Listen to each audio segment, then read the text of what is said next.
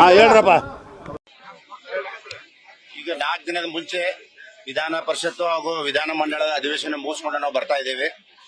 ಇವತ್ತು ಉತ್ತರ ಕರ್ನಾಟಕದ ಅಭಿವೃದ್ಧಿಗೋಸ್ಕರ ಇವತ್ತು ಬೆಳಗಾವಿನಲ್ಲಿ ಅಧಿವೇಶನ ಕರೆಯುತ್ತಾರೆ. ಪ್ರತಿ ವರ್ಷ ಚಳಿಗಾಲ ಅಧಿವೇಶನವನ್ನ ಕರೆಯುವ ಉದ್ದೇಶ ಏನಂತಂದ್ರೆ ಕಲ್ಯಾಣ ಕರ್ನಾಟಕ ಉತ್ತರ ಕರ್ನಾಟಕದ ಅಭಿವೃದ್ಧಿ ಬಗ್ಗೆ ಚರ್ಚೆ ಆಗ್ಬೇಕಂತ. ಕೇವಲ ಕಾಟಾಚಾರಕ್ಕೆ ಬುಧವಾರ ಮಾತ್ರ 2 ಬುಧವಾರ ಬಂದು 2 ದಿನ ಶಾಸಕರು ತೀರ್ಕೊಂಡ್ರು ಅಂತೇಳಿ 2 ದಿನ ರಜೆ ಆಯ್ತು. 2 ದಿನ ಮಾತ್ರ 4 ತಾಸು 5 ತಾಸು ಅವಕಾಶ ಕೊಟ್ಟರು ಮಾತ್ರ.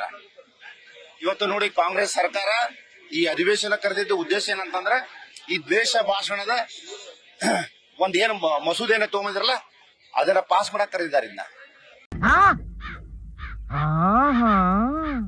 ಈಗ ಗೊತ್ತಾಯ್ತು.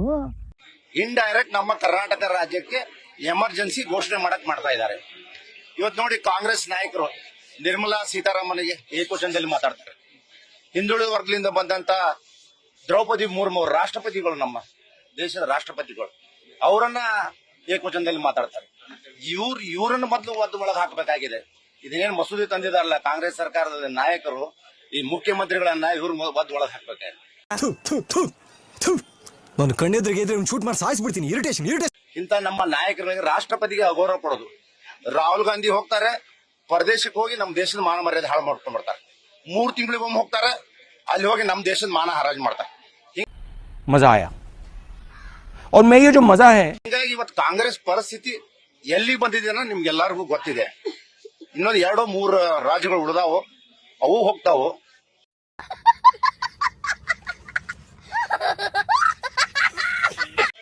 ಆದ್ರಿಂದ ಇಂಥ ಒಂದು ದೇಶ ರಾಜಕೀಯನ ಕಾಂಗ್ರೆಸ್ ಸರ್ಕಾರ ಇಲ್ಲಿ ನಮ್ಮ ರಾಜ್ಯದಲ್ಲಿ ಮಾತಾಡಿದೆ.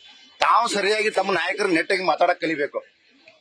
ದೊಡ್ಡ ದೊಡ್ಡ ವ್ಯಕ್ತಿಗಳಿಗೆ, ಗೌರವಾನ್ವಿತ ವ್ಯಕ್ತಿಗಳಿಗೆ ಸರಿಯಾಗಿ ಮಾತಾಡಲ್ಲ. ಇವತ್ತು ದ್ವೇಷ ಭಾಷಣ ಅಂತ ಹೇಳಿ ಮಸೂದೆಯನ್ನು ತಗೊಂಡಿದ್ದಾರೆ. ಆದ್ದರಿಂದ ಇವತ್ತು ಕಾಂಗ್ರೆಸ್ ಪಾರ್ಟಿ ಎಷ್ಟೊಂದು ಹೀನಾಯ ಸ್ಥಿತಿಗೆ ಬಂದಿದೆ ಅಂತಂದ್ರೆ ಯಾವುದೇ ಅಭಿವೃದ್ಧಿಗಳ ಬಗ್ಗೆ ಯಾವುದೂ ಚರ್ಚೆ ಆಗ್ಲಿಲ್ಲ. ವಿಧಾನ ಪರಿಷತ್ನಲ್ಲಿ ಆಗ್ಲಿ ವಿಧಾನ ಮಂಡಲ ಆಗ್ಲಿ ಯಾವುದೋ ಅಭಿವೃದ್ಧಿ ಚರ್ಚೆಗಳು. ಮಂತ್ರಿಗಳು ಕಾಟಾಚಾರಕ್ಕೆ ಬಂದ್ರು, ಕೆಲವು ಮಂತ್ರಿಗಳು ಸೆಷನ್ ಬರ್ಲೇ ಇಲ್ಲ. ಸುಮ್ನೆ ಇದೊಂದು ಏನ್ ಮಾಡ್ಬೇಕು ಅಂತ ಹೇಳಿ ಒಂದ್ ನಮೂನಿ ಪಿಕ್ನಿಕ್ ಬಂದಾಗ ಬರ್ತಾರೆ ಶಾಸಕರು. ಆದ್ರಿಂದ ದಯವಿಟ್ಟು ಈ ಭಾಗದ ಬಗ್ಗೆ ಚರ್ಚೆ ಆಗಬೇಕು. ಈ ಮಸೂದೆಯನ್ನ ಬಿಡಬೇಕು ಇವತ್ತು. ಯಾಕಂದ್ರೆ ನಾವು ಸಾಕಷ್ಟು ಅವಕಾಶಗಳನ್ನ ಕೇಳಿದ್ವಿ, ನಮ್ಗೆ ಅವಕಾಶಗಳನ್ನ ಕೊಡ್ಲಿಲ್ಲ. ಮಾತಿಗೂ ನಮ್ಮ ವಿರೋಧ ಪಕ್ಷದವರು ಎದ್ದು ನಮಗ ಸರ್ಕಾರದ ಪಕ್ಷದವರು ಎದ್ದು ನಮಗ ವಿರೋಧ ಪಕ್ಷದವ್ರಿಗೆ ಅಡಚಣೆ ಮಾಡಿದ್ರು. ನಾವೆಲ್ಲರೂ ವಿಧಾನ ಪರಿಷತ್ನಲ್ಲಿ ಬಾವಿಗಳಿದ್ವಿ, ಅಲ್ಲಿಯೂ ಬಾವಿಗಳಿದ್ರು ನಮ್ಗೆ ಅವಕಾಶ ಮಾಡಲಾರ್ದೆ ಇಮಿಡಿಯೇಟ್ ಅದನ್ನ ಬಿಲ್ ಪಾಸ್ ಮಾಡ್ಕೊಂಡ್ರು. ವಿಧಾನ ಮಂಡಳ ಇರ್ಬೋದು, ವಿಧಾನ ಪರಿಷತ್ ಇರ್ಬೋದು, ಎರಡೂ ಇದರಲ್ಲಿ ಯಾರಿಗೂ ನಮ್ಮ ಶಾಸಕರಿಗೆ ಅವಕಾಶ ಕೊಡ್ಲಿಲ್ಲ ಮಾತಾಡ್ಲಿಕ್ಕೆ. ಇಷ್ಟೊಂದು ಒಂದು ಇದನ್ನ ಮಾಡ್ತಾ ಇದಾರೆ ಅಂತಂದ್ರೆ ಇದು ಒಂದು ನಮೂನಿ ಇಂದಿರಾ ಗಾಂಧಿ ಅವರು ಏನು ಹಾಕಿದ್ರಲ್ಲ ಎಮರ್ಜೆನ್ಸಿ, ಹಂಗ್ ಮಾಡ್ದಂಗ್ ಮಾಡಿದ್ವಿ ಈ ಬಾರಿ ಸೆಷನ್ದಲ್ಲಿ. ಮೀಟರ್ ಬೇಕು, ಮೀಟರ್ ಕಾಂಗ್ರೆಸ್ ಸರ್ಕಾರ. ಆದ್ರಿಂದ ಇದನ್ನ ಬಲವಾಗಿ ನಾವು ಇದನ್ನ ಖಂಡಿಸ್ತೇವೆ.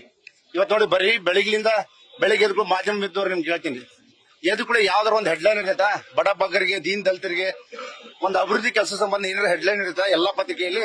ಎದ್ದು ಕೂಡ ಹೊಳ್ಳ ಮುಳ್ಳ DK ಶಿವಕುಮಾರ್, ಸಿದ್ದರಾಮಯ್ಯ ಕುಚಿ ಕಿತ್ತಾಟ, ಡೆಲ್ಲಿ ಹೈಕಮಾಂಡ್ ಬುಲಾವ್, ಖರ್ಗೆ ಹೇಳ್ತಾರೆ ಎಲ್ಲಾ ಸರಿ ಇದೆ ಅಂತ. ಈ ಬಡತವಿಂದ ದೇಶ ಉದ್ಧಾರ ಆಯ್ತದ. ಇವ್ರು ನೋಡಿದ್ರೆ ನಾನು ಮುಖ್ಯಮಂತ್ರಿ ಆಗ್ತೇನೆ ಶಿವಕುಮಾರ್ ಅಂತ. ದಿನಾ ಬೆಳಿಗ್ಗೆ ಎದ್ಕೊಂಡು ಹೆಡ್ಲೈನ್, ಒಂದು ಒಳ್ಳೆ ಹೆಡ್ಲೈನ್, ಒಂದು ಬಡ ಬಗ್ಗರಿಗೆ ಒಂದು ಒಳ್ಳೆ ಯೋಜನೆ, ಯಾವ್ದಾದ್ರು ಒಂದು ಸೈನಿಕರಿಗೆ ಒಂದು ಒಳ್ಳೆ ಇದನ್ನ ಯೋಜನೆ ಕೊಟ್ಟಿದಾರ. ಎಷ್ಟು ಜನರಿಗೆ ಬಡ ಜನರಿಗೆ ಇವತ್ತು ವಸತಿ ಸೌಕರ್ಯ ಇಲ್ಲ, ಅದನ್ನ ಕೊಟ್ಟಿದಾರ. 2 ತಿಂಗಳಾಯ್ತು ಪೇಪರ್ ನಲ್ಲಿ ಹೆಡ್ಲೈನ್ ಬರೀ ಇದನ್ನೇ ನೋಡ್ತಾ ಇದೀವಿ ನಾವು. ಒಂದು ಅಭಿವೃದ್ಧಿ ಕೆಲಸ ಬಗ್ಗೆ ಏನೂ ನೋಡ್ತಾ ಇಲ್ಲ ಪತ್ರಿಕೆಯಲ್ಲಿ ಇವತ್ತು ನಾವು.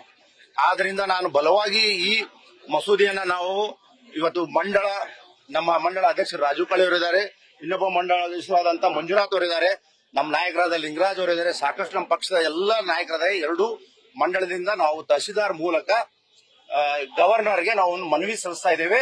ದಯವಿಟ್ಟು ಈ ಮಸೂದೆಯನ್ನ ಮಾನ್ಯ ರಾಜ್ಯಪಾಲರು ಇದನ್ನ ವಿರೋಧಿಸಿ ಇದನ್ನ ಕಸಟ್ ಡಬ್ಬಿಗೆ ವಾಪಸ್ ತಗೋಬೇಕಂತ ನಾನು ವಿನಂತಿಸ್ಕೊಳ್ತೇನೆ. ನಗು ಬರ್ಲಿಲ್ವಾ?